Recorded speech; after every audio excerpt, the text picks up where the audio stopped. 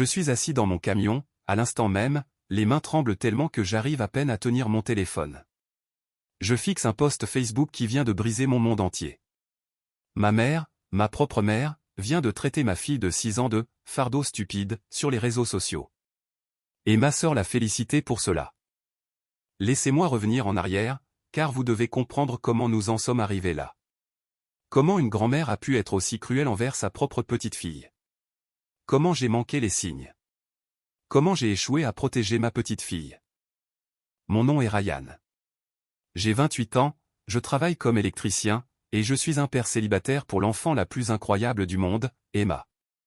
Elle a 6 ans. Elle a mes cheveux foncés et les yeux verts de sa mère. Elle adore dessiner, surtout les licornes et les arcs-en-ciel. Elle est timide avec les nouvelles personnes, mais s'ouvre une fois qu'elle vous fait confiance. Elle rit aux blagues de papa qui ne sont même pas drôles. Elle fait les meilleurs câlins. Elle est tout mon monde. Sa mère, Michelle, est partie quand Emma avait 2 ans. Elle disait qu'elle ne supportait pas d'être parent. Elle a déménagé dans un autre état, envoie une carte d'anniversaire une fois par an si nous sommes chanceux. Emma ne se souvient même pas d'elle. Donc, nous sommes Emma et moi contre le monde depuis 4 ans maintenant. Et honnêtement, nous nous en sommes plutôt bien sortis. Mais être parent célibataire est difficile. Vraiment difficile. Surtout quand vous travaillez à temps plein dans l'électricité. Parfois, je fais des heures supplémentaires, parfois des appels d'urgence qui arrivent à des heures étranges. C'est là que ma mère est intervenue. Linda, 55 ans, enseignante à la retraite, habite à 20 minutes dans la maison où j'ai grandi. Il y a 6 mois, elle a offert son aide. Ryan, tu es épuisé. Laisse-moi garder Emma quelques week-ends. Donne-toi une pause. Je suis sa grand-mère. Je devrais passer du temps avec elle. J'étais hésitant. Ma relation avec ma mère a toujours été compliquée. Vous voyez, j'ai une sœur aînée, Kelly, 32 ans. Et toute ma vie, Kelly a été la préférée, l'enfant d'or, celle qui ne pouvait rien faire de mal. Kelly a eu des partout. J'ai eu des C et on m'a dit que je n'essayais pas assez fort. Kelly est allée à l'université d'État. Je suis allé à l'école de métier et on m'a dit que je gaspillais mon potentiel. Kelly a épousé son amour de jeunesse, a eu 2 enfants avant 30 ans, a acheté une maison en banlieue. Moi, j'ai mis ma petite amie enceinte à 23 ans, je suis devenu père célibataire à 24 ans, et j'ai vécu dans un petit appartement. À chaque réunion de famille, maman se vantait de Kelly, sa fille parfaite, ses petits-enfants parfaits, Madison, 7 ans, et Tyler, 5 ans, et moi. J'étais la dernière pensée, la déception, le fils qui n'a jamais été à la hauteur de son potentiel. Mais j'ai espéré qu'être grand-mère pour Emma serait différent. L'amour d'une grand-mère est spécial. Les gens disaient toujours que c'était différent d'être parent. Alors j'ai dit, oui, laisse maman prendre Emma un week-end sur 2. Tu as besoin de te reposer, a-t-elle dit. Et Emma a besoin de connaître sa grand-mère. Cela a bien commencé. Emma emballait son petit sac à dos avec son lapin en peluche et quelques livres. Je la déposais le vendredi soir, et je la récupérais le dimanche après-midi. Mais ensuite, j'ai commencé à remarquer des choses. Des petites choses au début. Emma était toujours silencieuse dans la voiture après que je l'ai récupérée. Comment s'est passé ton week-end, ma chérie? Bien, papa. Qu'est-ce que tu as fait avec mamie? Des trucs. Quel genre de trucs? Je ne me souviens pas, elle regardait par la fenêtre, serrant son lapin, ne voulant pas parler. J'ai supposé qu'elle était juste fatiguée. Les enfants deviennent bizarres quand ils sont fatigués, n'est-ce pas? Puis, le pipi au lit a recommencé. Emma était propre la nuit depuis plus d'1 an. Mais 3 mois après le début de l'arrangement des week-ends, elle a recommencé à avoir des accidents. 2, 3 fois par semaine. Je suis désolé, papa. Elle pleurait quand je changeais ses draps à 3 heures du matin. Je ne voulais pas, c'est bon, mon bébé. Les accidents arrivent. Mais ils continuaient d'arriver. Et elle a commencé à être collante avant les dépôts. Est-ce que je dois aller chez mamie ce week-end, a-t-elle demandé le mois dernier, s'accrochant à ma jambe. Tu ne veux pas voir mamie? Je suppose. Tu supposes? Est-ce que je peux juste rester à la maison avec toi? Mon cœur s'est brisé un peu. Tu ne t'amuses pas là-bas? Elle a haussé les épaules. Elle n'a pas voulu croiser mon regard. C'est bon. J'aurais dû insister davantage. J'aurais dû poser plus de questions. J'aurais dû remarquer les signes avant-coureurs. Mais j'étais fatigué. Je travaillais 60 heures par semaine, essayant d'être à la fois maman et papa. J'essayais de payer les factures, d'avoir de la nourriture sur la table, et d'être présent pour ma fille. Et je faisais confiance à ma mère. C'était la famille. C'était la grand-mère d'Emma. Je n'ai pas vu ce qui était juste devant moi. Ce week-end dernier était comme tous les autres. J'ai déposé Emma le vendredi soir vers 6 heures. Maman a ouvert la porte. Elle a à peine regardé Emma. « Va mettre ton sac dans la chambre d'amis », a-t-elle dit. Pas la chambre d'Emma. Pas ta chambre. La chambre d'amis. Emma a traîné les pieds à l'étage avec son sac à dos, lapin calé sous un bras. J'aurais dû remarquer à quel point elle avait l'air petite, à quel point ses épaules étaient affaissées. Récupère-la au plus tard à 5 heures dimanche, a dit maman. J'ai des projets dimanche soir. Bien sûr. Merci de la garder. Même. Elle regardait déjà son téléphone. Je suis parti en voiture, suis rentré à mon appartement silencieux, j'ai dormi pendant 10 heures d'affilée, le plus que j'ai dormi depuis des semaines. Je me suis senti coupable d'apprécier le silence. Dimanche est arrivé. Je suis arrivé à 4h45, 15 minutes en avance. J'ai frappé à la porte.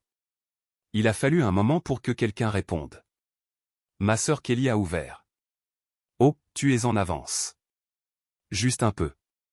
Où est Emma? En haut. Chambre d'amis. Où voudrais-tu qu'elle soit d'autre? Quelque chose dans son ton était méprisant. Mais je l'ai ignoré. Je suis monté à l'étage.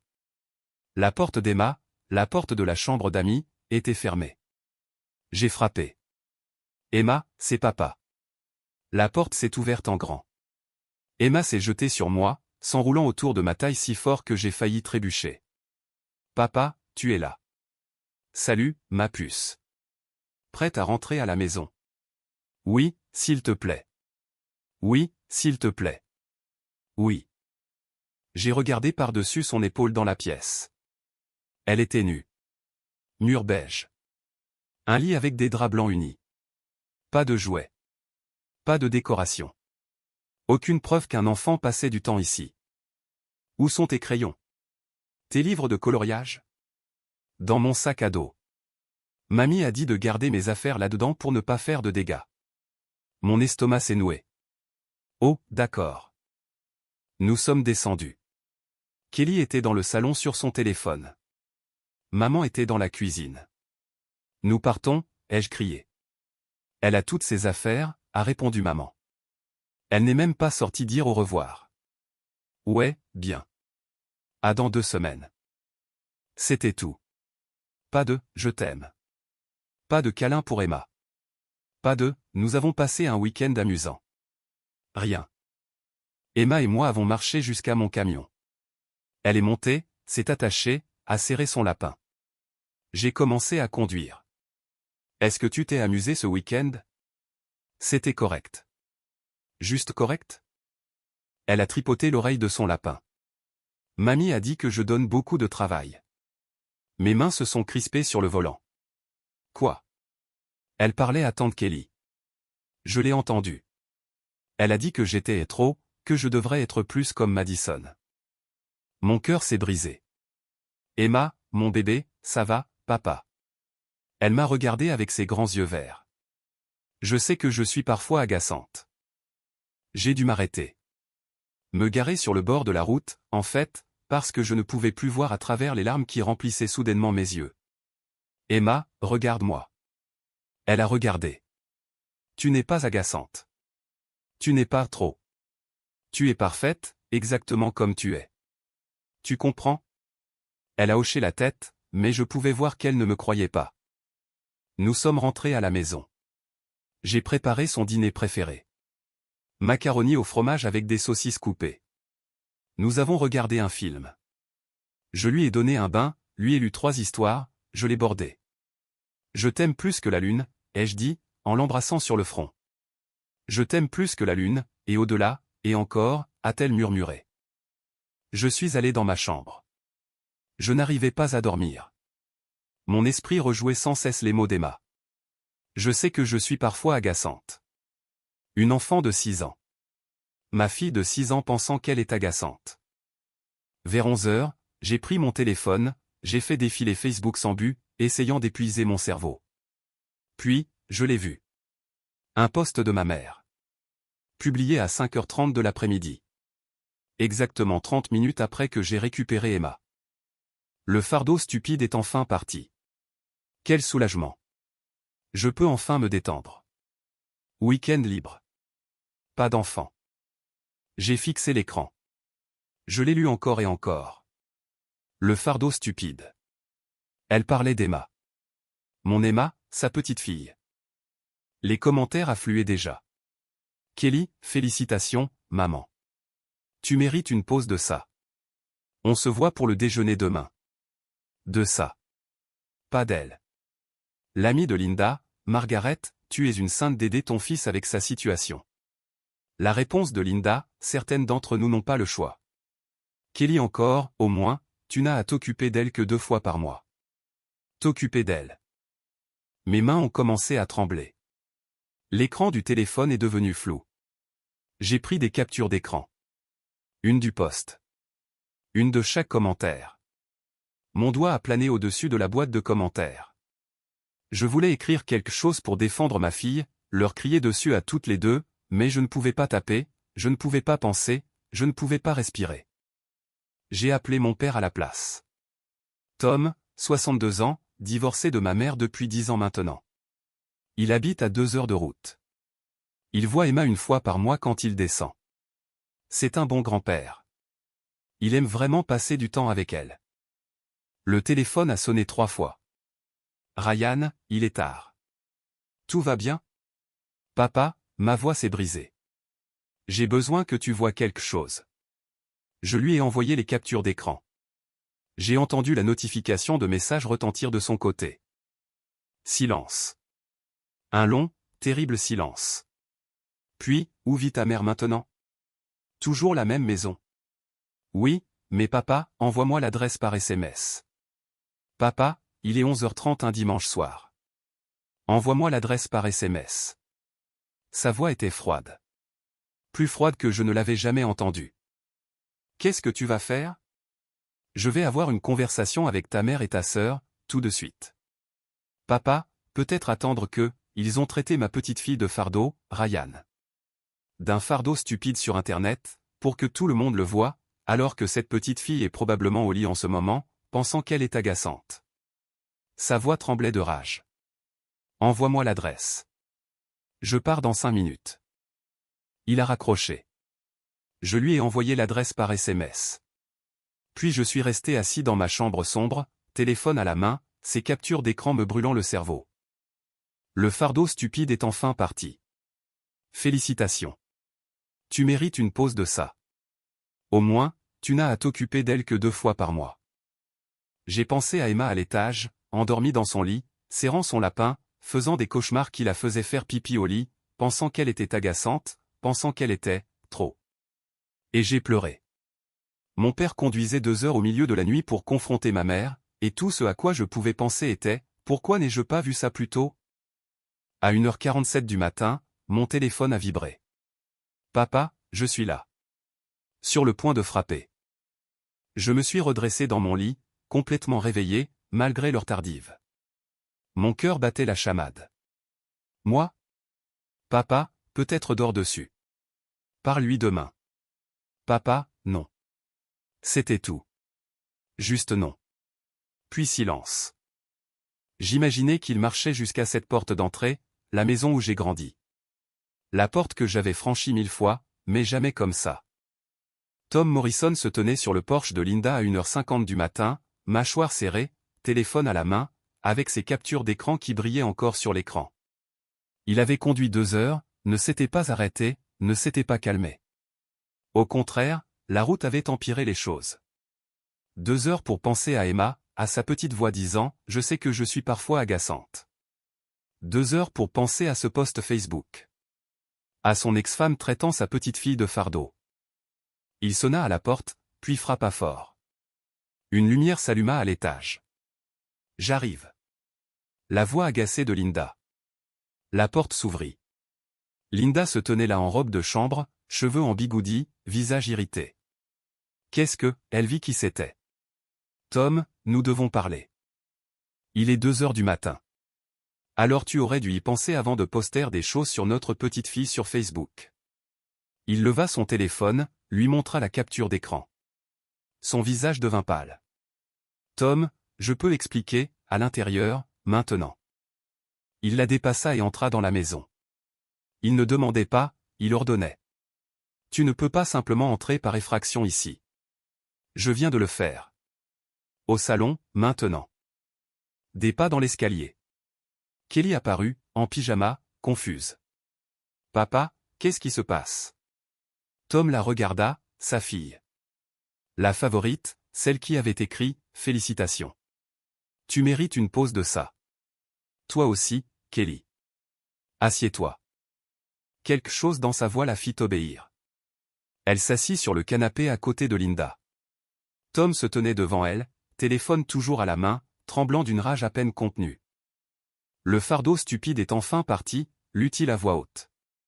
Tu veux m'expliquer ça, Linda? Linda croisa les bras. Ce n'est qu'un post Facebook. Tu surréagis. Vraiment? Parce que c'est à propos d'Emma, ta petite fille de 6 ans, l'enfant que Ryan dépose ici un week-end sur 2, te faisant confiance pour prendre soin d'elle. Je prends soin d'elle. Tu l'as appelé un fardeau. Kelly sursauta au volume. Le visage de Linda se durcit. C'est juste une expression. J'étais fatigué. C'était un long week-end. Alors pourquoi as-tu proposé de la garder? Personne ne t'a forcé. Silence. Tom se tourna vers Kelly. Et toi? Félicitations. Tu mérites une pause de ça. C'est comme ça que tu as appelé une enfant. Kelly détourna le regard. Papa, tu ne comprends pas, alors explique-moi. Explique comment tu félicites ta mère de s'être débarrassée de ta nièce comme si elle était un problème à résoudre. Elle est juste, elle donne beaucoup de travail. D'accord. Elle est nécessiteuse et collante. Et elle a 6 ans. La voix de Tom tonna dans la pièce. Les enfants de 6 ans sont censés avoir besoin d'attention. Ils sont censés donner du travail. Linda se leva. Tom, tu dois te calmer. Ne me dis pas de me calmer. Sais-tu ce qu'Emma a dit à Ryan ce soir? Elles le fixèrent toutes les deux. Elle a dit, je sais que je suis parfois agaçante. Une enfant de 6 ans pense qu'elle est agaçante parce que toi, il pointa Linda, tu as dit à Kelly qu'Emma était trop. Et Emma t'a entendu. Le visage de Linda vacilla. Culpabilité, peut-être, ou juste agacement d'avoir été prise. Je ne lui ai jamais dit cela directement. Elle a des oreilles, Linda. Elle t'entend. Elle t'entend la comparer à Madison et Tyler. Elle t'entend l'appeler et travail. Elle t'entend souhaiter qu'elle parte. Ce n'est pas juste, dit Kelly. Madison et Tyler sont juste plus faciles. Tom se retourna vivement vers elle. Ils sont plus faciles parce que tu les aimes bien. Parce qu'ils sont à toi. Tu tolères Emma. Ce n'est pas vrai. N'est-ce pas? Tom fit apparaître une autre capture d'écran. Le commentaire de Kelly, au moins, tu n'as à t'occuper d'elle que 2 fois par mois. Il le lui montra. Tu ris du fait de devoir t'occuper d'une enfant. L'enfant de ton frère. Ta nièce. Le visage de Kelly se crispa. C'était une blague. Est-ce qu'Emma trouve ça drôle? Est-ce que Ryan trouve ça drôle? Silence. Tom s'assit lourdement dans le fauteuil en face d'elle. Il essaya de contrôler sa respiration. Pourquoi as-tu proposé de garder Emma? Demanda-t-il calmement à Linda. Quoi? Pourquoi? Si elle est un tel fardeau, pourquoi l'offrir? Linda avait l'air mal à l'aise. Je suis sa grand-mère. Je devrais aider. Ce n'est pas une réponse. Pourquoi? Kelly s'agita, regarda sa mère. Une communication silencieuse passa entre elles. Tom le vit. Kelly, dis-le-moi. Parce que, la voix de Kelly était faible. Parce que les gens jugeaient maman. Pourquoi? Pour ne pas aider Ryan. pour ne pas s'impliquer avec Emma. Elle baissa les yeux. Les gens à l'église demandaient pourquoi elle ne mentionnait jamais son autre petite fille. Pourquoi c'était toujours Madison et Tyler. La compréhension se fit jour, froide et lourde, dans la poitrine de Tom. Donc, il s'agissait de l'image, dit-il lentement. Il s'agissait d'avoir l'air d'une bonne grand-mère. Tom, commença Linda. Tu as proposé de garder Emma pour que les gens ne pensent pas du mal de toi.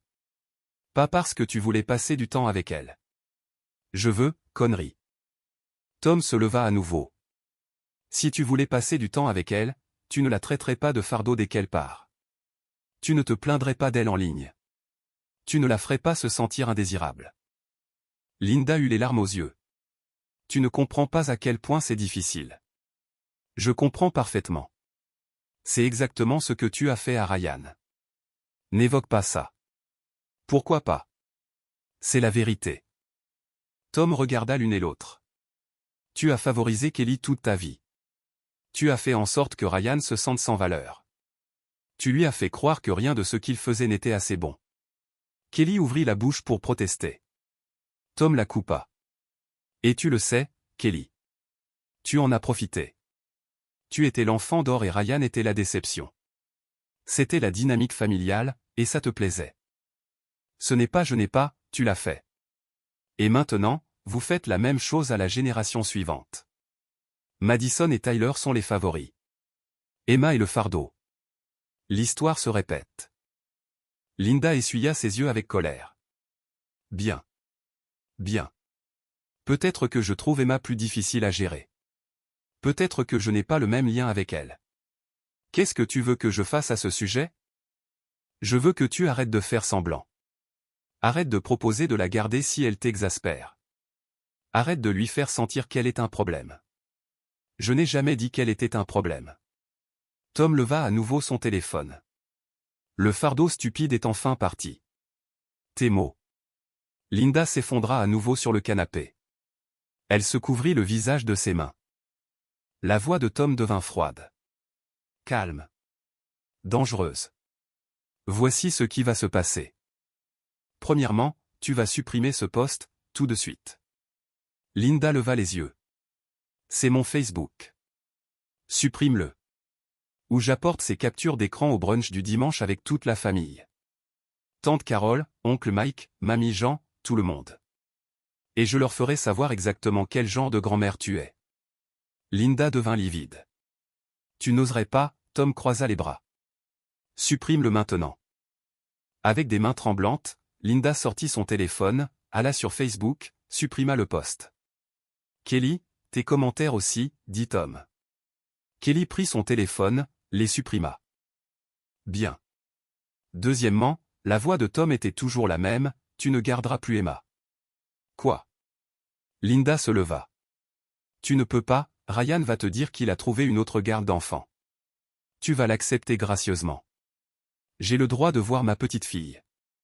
Tu as le droit de la voir, pas de la garder sans surveillance, pas de la faire se sentir indésirable. Kelly retrouva sa voix. Papa, c'est ridicule. Tom se tourna vers elle. Est-ce que ça l'est? Voudrais-tu que quelqu'un garde Madison ou Tyler et les traite de fardeau? Qui leur fasse croire qu'ils sont agaçants? Kelly se tut. Je ne crois pas. Alors quoi, dit Linda amèrement. Je ne suis plus jamais autorisée à voir Emma. Je n'ai pas dit ça. Si tu veux la voir, ce seront des visites surveillées, à l'appartement de Ryan, avec lui présent. C'est insensé. C'est ce qui arrive quand on brise la confiance d'un enfant. Tom s'approcha. Emma a recommencé à faire pipi au lit. Le savais-tu? Linda cligna des yeux. Quoi? Elle a des accidents 3-4 fois par semaine. Cela a commencé il y a environ 3 mois. Juste au moment où elle a commencé à passer les week-ends ici. Je ne le savais pas parce que tu n'as pas demandé. Tu n'as pas remarqué. Tu étais trop occupé à la détester.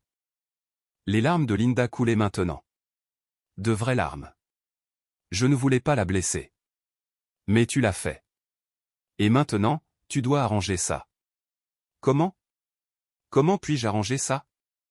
Troisièmement, continua Tom. Tu vas t'excuser auprès de Ryan en personne, demain. Tom, pas un SMS, pas un appel téléphonique. Tu vas te rendre à son appartement, le regarder dans les yeux, et lui dire que tu es désolé pour la façon dont tu as traité sa fille. Je n'ai pas besoin de m'excuser pour... Tom sortit à nouveau son téléphone, commença à envoyer un SMS. Qu'est-ce que tu fais? Demanda Linda. J'envoie ces captures d'écran au groupe de discussion familiale puisque tu ne penses pas que des excuses soient nécessaires. Attends, Linda attrapa son bras.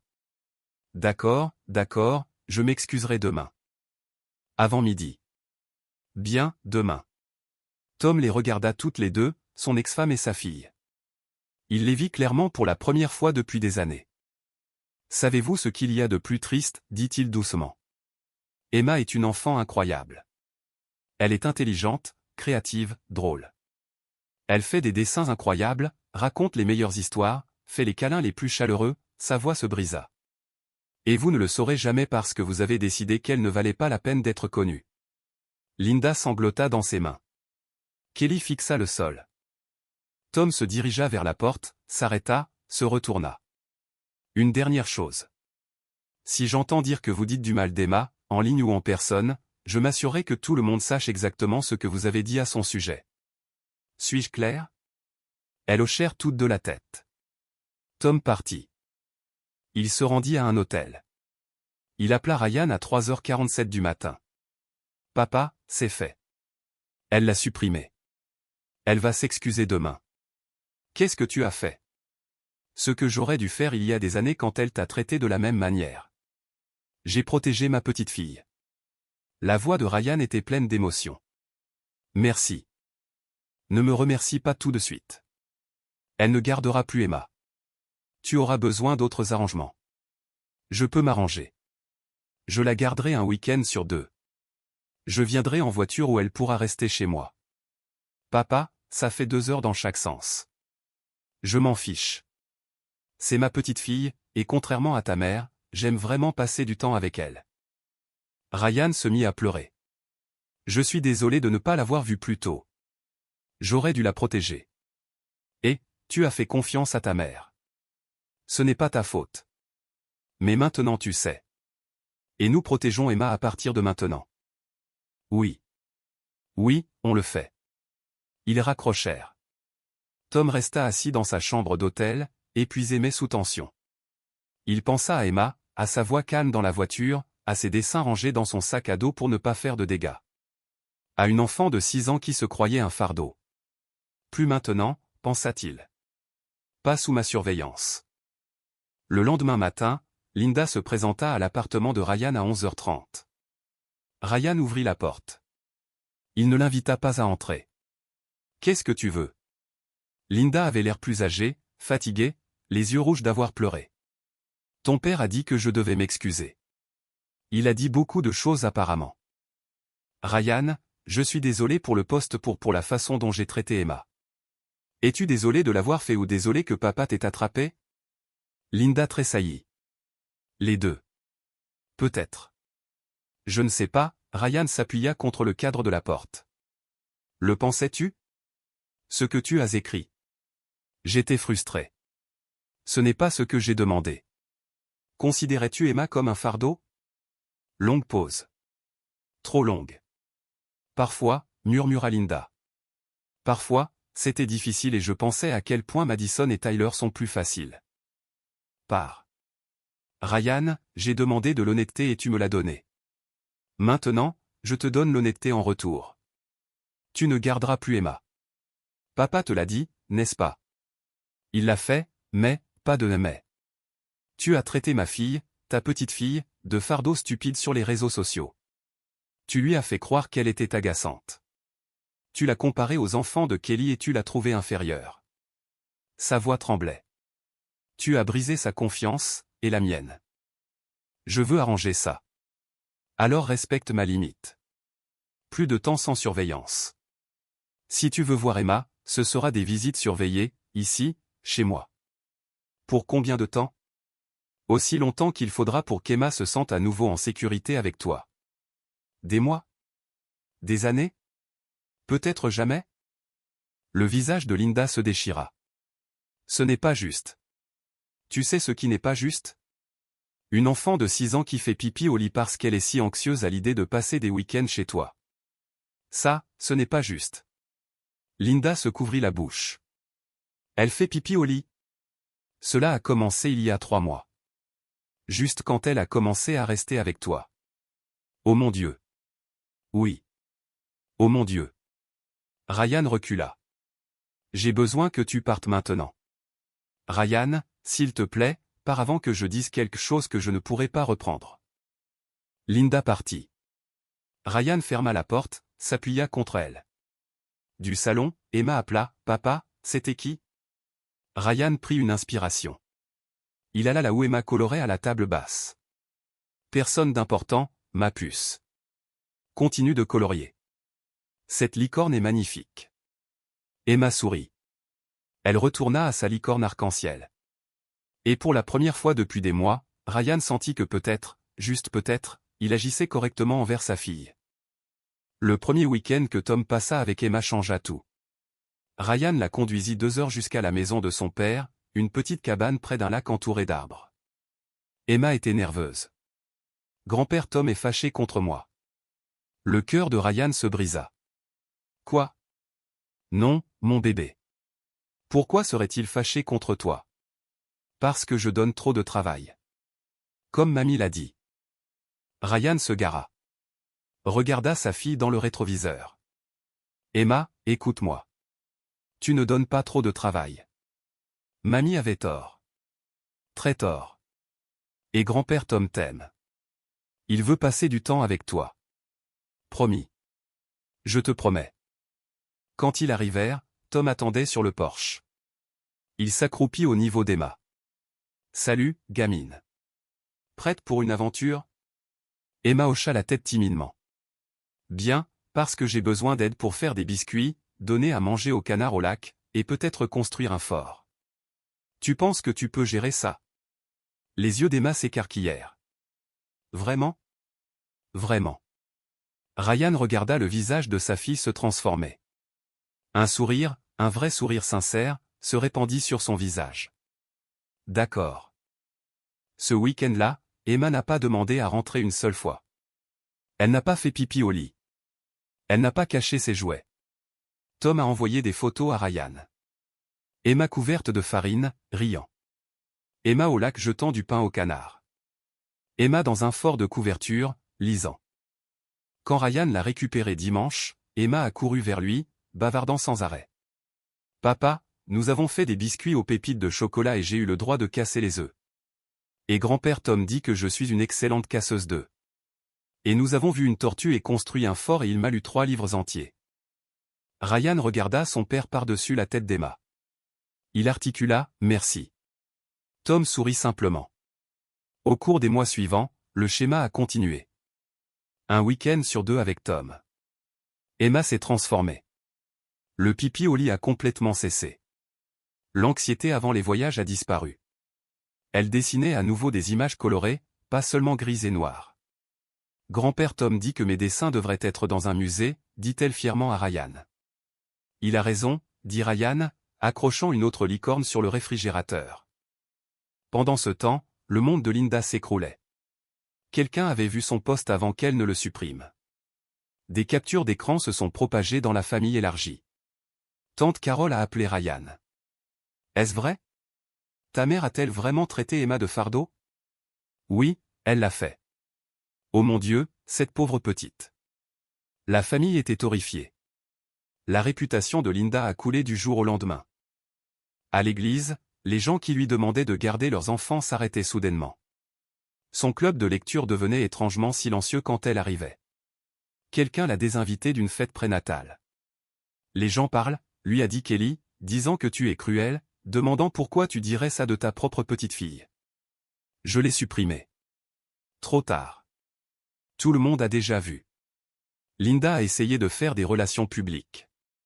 Elle a posté des photos de Madison et Tyler avec des légendes sur le plaisir d'être grand-mère. Les gens commentaient, et Emma. Elle a complètement arrêté de poster. Kelly l'a ressenti aussi. Des amis posaient des questions inconfortables. « As-tu vraiment traité Emma de ça ?» murmuraient les mères à l'école de ses enfants.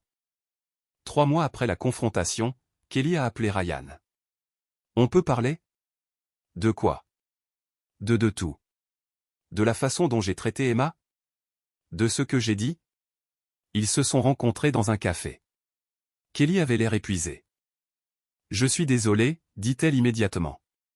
Pour le commentaire, pour avoir suivi maman, pour avoir fait qu'Emma se sente indésirable. Pourquoi as-tu fait ça? Kelly fixa son café. Parce que ça a toujours été maman et moi contre toi. C'était la dynamique toute notre vie. Tu étais la déception. J'étais la favorite. Et j'ai aimé ça. Tu as aimé que je sois la déception. J'ai aimé être spéciale, être celle dont maman se vantait. Elle leva les yeux, les larmes aux yeux. Je n'ai pas pensé à ce que cela te coûtait ou à ce que cela coûterait à Emma. Elle a recommencé à faire pipi au lit, Kelly. Une enfant de 6 ans était si anxieuse à l'idée de rendre visite à sa grand-mère que son corps a réagi. Le visage de Kelly se déchira. Je sais, papa me l'a dit. Et je vois à quel point elle est heureuse maintenant avec lui.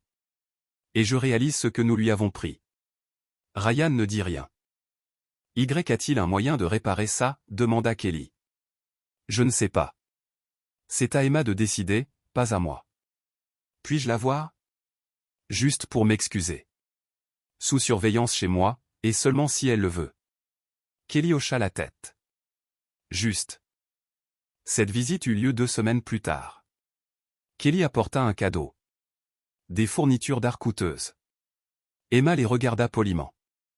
Merci, tante Kelly. Pas de câlin, pas de chaleur, juste de la politesse. Kelly s'agenouilla. Emma, je suis désolé pour ce que j'ai dit à ton sujet, pour t'avoir fait sentir mal. Tu n'es pas un fardeau. Tu es merveilleuse. Emma la regarda. D'accord. On pourrait peut-être recommencer à zéro. Je ne sais pas, Emma regarda Ryan. Est-ce que je peux aller jouer maintenant, papa? Bien sûr, mon bébé. Emma partit avec ses fournitures d'art. Kelly resta à genoux, pleurant. Elle ne me fait pas confiance, murmura Kelly. Non, acquiesça Ryan. Elle ne te fait pas confiance. 6 mois plus tard, Linda demanda à voir Emma pour Noël. Seulement sous surveillance, dit Ryan. Ici, dans mon appartement. 2 heures maximum. Linda accepta. Elle se présenta avec des jouets coûteux, des cadeaux de culpabilité emballés dans du papier brillant. Emma les ouvrit poliment. Merci, mamie. Linda. Linda essaya de l'embrasser. Emma le toléra, les bras raides le long du corps. Pour 2 heures, Linda essaya de se connecter, posa des questions sur l'école, sur les amis, sur ses dessins. Emma répondit par de courtes phrases. Elle n'offrit aucune information volontairement. Elle regardait Ryan, comme si elle vérifiait si elle pouvait partir. Quand le temps fut écoulé, Emma se rendit dans sa chambre sans dire au revoir. Linda partit en larmes. Elle me déteste, dit-elle à Kelly sur le parking. Elle ne te déteste pas. Elle ne te fait juste pas confiance. Comment puis-je arranger ça? Kelly regarda sa mère. Je ne sais pas si tu le peux. À l'intérieur, Ryan trouva Emma dans sa chambre en train de colorier. Tu vas bien, ma chérie? Mamie Linda a apporté beaucoup de cadeaux. Oui. Pense-t-elle que les cadeaux arrangent les choses? Ryan s'assit sur son lit. Peut-être. Certaines personnes pensent que c'est comme ça qu'on dit pardon. Grand-père Tom n'apporte pas de cadeaux à chaque fois. Il joue juste avec moi. C'est parce que grand-père Tom sait que tu n'as pas besoin de choses. Tu as besoin de temps et d'attention. Emma hocha la tête sérieusement. Grand-père Tom me voit. Ces mots frappèrent Ryan comme un camion. Oui, mon bébé, il te voit. Mamie Linda me regarde mais ne me voit pas. C'est bizarre? Non, mon bébé. C'est très intelligent. Tu es très intelligente. 1 an après le post Facebook, Emma a eu 7 ans. Tom a organisé une fête d'anniversaire à sa cabane. Il a invité Ryan, les amis d'école d'Emma, et après avoir vérifié avec Ryan, Kelly. Pas Linda. Pas encore. La fête était parfaite. Emma a ri toute la journée, a couru avec ses amis, a soufflé les bougies sur un gâteau fait maison. Fais un vœu, dit Tom. Emma ferma fort les yeux. Elle souffla. Plus tard, Ryan lui demanda ce qu'elle avait souhaité. Je ne peux pas le dire, sinon ça ne se réalisera pas, c'est juste. Mais cette nuit-là, en l'abordant dans la cabane de Tom, Emma murmura, j'aimerais pouvoir rester petite pour que grand-père Tom ne se lasse pas de moi. La gorge de Ryan se noua. Mon bébé, grand-père Tom ne se lassera jamais de toi. Comment tu le sais? Parce qu'il t'aime. Pour de vrai. Pas parce qu'il le doit, mais parce qu'il le veut. Emma y réfléchit. Comme toi. Comme moi. Elle sourit, ferma les yeux. D'accord, je te crois.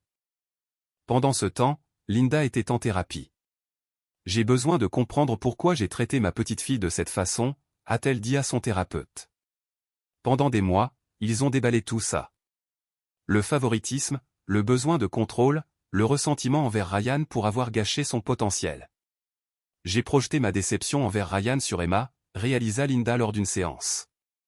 Je la voyais comme la preuve de son échec. Et maintenant je vois que c'était moi l'échec. J'ai échoué envers eux deux. 2 mois après l'anniversaire d'Emma, Linda écrivit une lettre à Ryan. Une vraie, pas un courriel. Ryan, je n'attends pas de pardon. Je ne le mérite pas. Mais je veux que tu saches que je comprends enfin ce que j'ai fait. J'ai traité Emma de la même manière que je t'ai traité. Comme une déception, comme quelque chose à tolérer au lieu d'aimer. Et j'ai honte. Je suis en thérapie, j'apprends à voir mes propres schémas. Cela ne répare pas les dommages, mais peut-être que cela m'empêchera de blesser quelqu'un d'autre. J'espère qu'Emma est heureuse. J'espère qu'elle sait qu'elle est aimée. Même si ce n'est pas par moi. Je suis désolé. Maman. Ryan l'a lu 3 fois. Il ne répondit pas immédiatement. Il la montra à Tom. Qu'est-ce que tu en penses? Demanda Ryan. Je pense qu'elle est sincère. Pour la première fois, elle est vraiment sincère. Est-ce que cela signifie que je devrais la laisser revenir? Ça ne dépend pas de moi, ni même de toi. C'est à Emma de décider. Ryan garda la lettre. Il ne la jeta pas, mais il ne répondit pas non plus. Il apprenait que certaines excuses n'exigent pas d'acceptation. Parfois, elles sont juste ce qu'elles sont. Et pour l'instant, c'était suffisant. 2 ans après le post Facebook, Emma avait 8 ans. Elle passait un week-end sur 2 avec Tom. Elle l'appelait tous les mercredis soirs juste pour parler. Elle lui dessinait des images qu'il encadrait et accrochait partout dans sa cabane. Le pipi au lit n'est jamais revenu. L'anxiété a disparu. Elle s'épanouissait. Ryan regardait sa fille devenir confiante, créative, heureuse, tout ce qu'il avait espéré pour elle. Un samedi après-midi, Emma colorait à la table de la cuisine quand elle demanda « Papa, mamie Linda veut toujours me voir ?» Ryan posa son café. « Qu'est-ce qui t'a fait penser à ça ?» Madison m'a dit à l'école que mamie demandait de mes nouvelles. C'est vrai? Ryan choisit ses mots avec soin. Oui, mon bébé. Elle demande de tes nouvelles. Est-ce que je lui manque? Je crois que oui. Emma continua de colorier. Tu penses qu'elle est différente maintenant? Je ne sais pas. Peut-être qu'elle essaie de changer. Essayer, c'est bien. Emma leva les yeux. Grand-père Tom dit qu'essayer, ça compte, même si on échoue parfois. Grand-père Tom est un homme intelligent. Je peux te demander quelque chose? Toujours. Si je voulais revoir mamie Linda, serais-tu fâché? Ryan S. chest tightened. Je ne pourrais jamais être fâché contre toi pour ça. Mais elle a été méchante avec toi. Elle a été très méchante. Et si tu ne veux plus jamais la revoir, c'est bien aussi. Emma y réfléchit. Je pense que je veux essayer, juste une fois, pour voir si elle est différente. Tu es sûr? Oui, mais seulement si tu es là. Et grand-père Tom aussi. Ryan appela son père cette nuit-là. Emma veut essayer de revoir Linda. Surveiller. Nous deux présents. Tom fut silencieux. C'est le choix d'Emma. Nous le soutenons. Tu viendras. Des chevaux sauvages ne pourraient pas m'en empêcher. Ils l'ont planifié pour le dimanche suivant. Territoire neutre, un parc avec une aire de jeu. Linda arriva tôt, assise sur un banc, les mains jointes nerveusement. Quand Emma, Ryan et Tom arrivèrent, Linda se leva, essaya de sourire. Ça sortit tremblant. Salut, Emma. Bonjour, mamie Linda. Silence gêné. Emma regarda Ryan. Il hocha la tête pour l'encourager. Tu veux faire de la balançoire? Demanda Emma. Linda cligna des yeux, surprise. Oui, j'aimerais ça. Elles marchèrent jusqu'au balançoire. Linda poussa doucement Emma pendant que Ryan et Tom les regardaient depuis un banc voisin. Tu as grandi, dit Linda. J'ai 8 ans maintenant. J'ai grandi de 2 pouces cette année. 2 pouces? C'est merveilleux. Grand-père Tom m'a mesuré sur son chambranle de porte.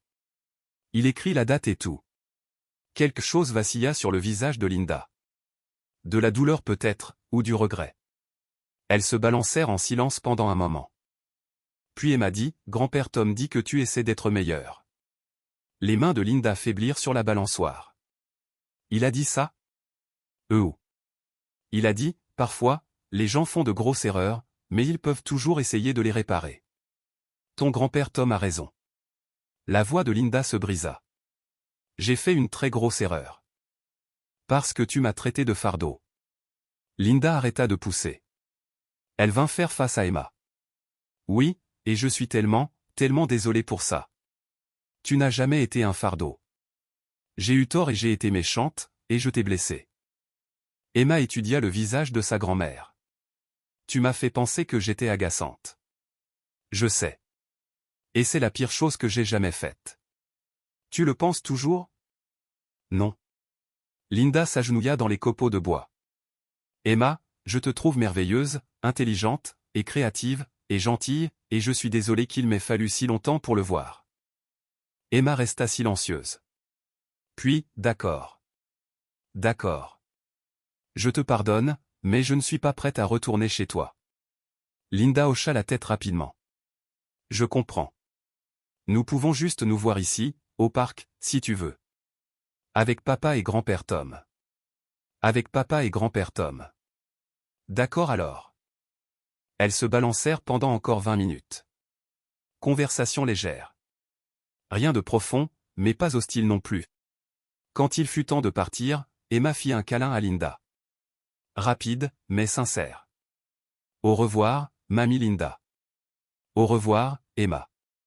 Merci de me donner une autre chance. Dans la voiture, Emma était silencieuse. Comment te sens-tu? Demanda Ryan. Bien. Elle avait l'air vraiment désolée. Elle l'était. Mais je préfère toujours la maison de grand-père Tom. Depuis le siège arrière, Tom rit. C'est parce que nous avons de meilleurs biscuits. Emma gloussa. Beaucoup de meilleurs biscuits. Au cours de l'année suivante, Linda et Emma se sont rencontrées au parc une fois par mois. Toujours sous surveillance, toujours brève. Lentement, prudemment, elles ont construit quelque chose. Pas la relation que Linda avait avec Madison et Tyler. Quelque chose de différent, de plus petit, mais de réel. Linda a appris à poser des questions et à réellement écouter les réponses. Elle a appris la couleur préférée d'Emma, le violet, son animal préféré, les dauphins, son métier de rêve, artiste. Emma a appris que sa grand-mère était imparfaite mais essayait. Que les gens pouvaient vous blesser et mériter quand même une chance de s'améliorer. Mais elle n'a plus jamais passé la nuit chez Linda. Cette confiance était trop brisée pour être reconstruite, et Linda l'a acceptée. Elle a finalement compris que certaines conséquences sont permanentes. La relation de Kelly avec Emma a pris plus de temps. Emma était polie mais distante. Elle a pardonné, mais n'a pas oublié. C'est bon, dit Kelly à Ryan. Je ne mérite pas plus que ça. Pour le 10e anniversaire d'Emma, Tom a organisé une autre fête à la cabane. Cette fois, Linda a été invitée. Elle est venue, a apporté un petit cadeau réfléchi, un ensemble de bons crayons de couleur parce qu'Emma aimait dessiner. Pas cher. Juste ce qu'il fallait.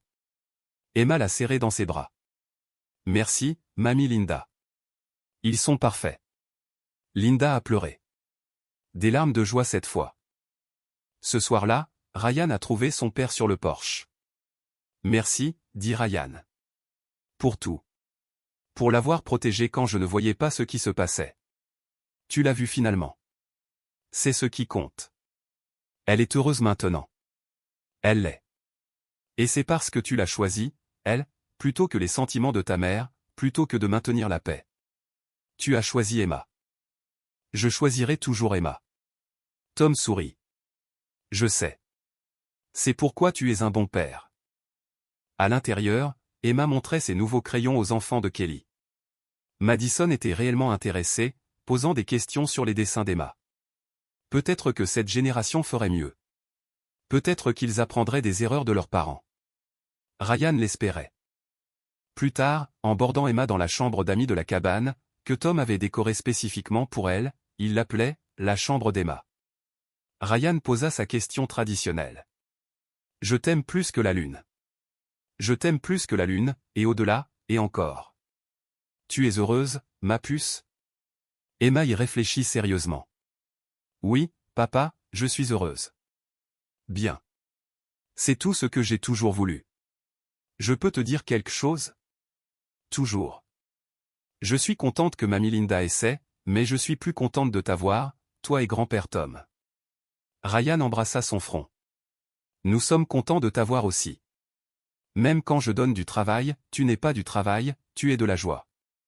Souviens-toi de ça. Je le ferai. » Emma s'endormit, serrant ses nouveaux crayons. Un sourire sur son visage. Ryan se tenait dans l'embrasure de la porte, la regardant respirer. Il y a 2 ans, c'était une petite fille qui se croyait un fardeau, qui faisait pipi au lit à cause de l'anxiété, qui pensait qu'elle était agaçante. Maintenant, elle était confiante, créative, aimée. Parce qu'un grand-père avait conduit 2 heures au milieu de la nuit pour la protéger. Parce qu'un père avait choisi sa fille au détriment de sa mère. Parce qu'une petite fille avait appris que certaines personnes la verraient toujours, même quand d'autres détournaient le regard. Ryan sortit son téléphone, regarda la capture d'écran qu'il n'avait jamais supprimée, le post Facebook qui avait tout déclenché. Le fardeau stupide est enfin parti. Il l'avait gardé. Un rappel de ce qui s'est passé lorsque vous laissez des personnes toxiques avoir accès à ceux que vous aimez. De ce qui s'est passé lorsque vous avez finalement dit « ça suffit ». De ce qui s'est passé lorsque vous avez choisi la protection plutôt que la paix. Il le supprima maintenant. Il n'en avait plus besoin.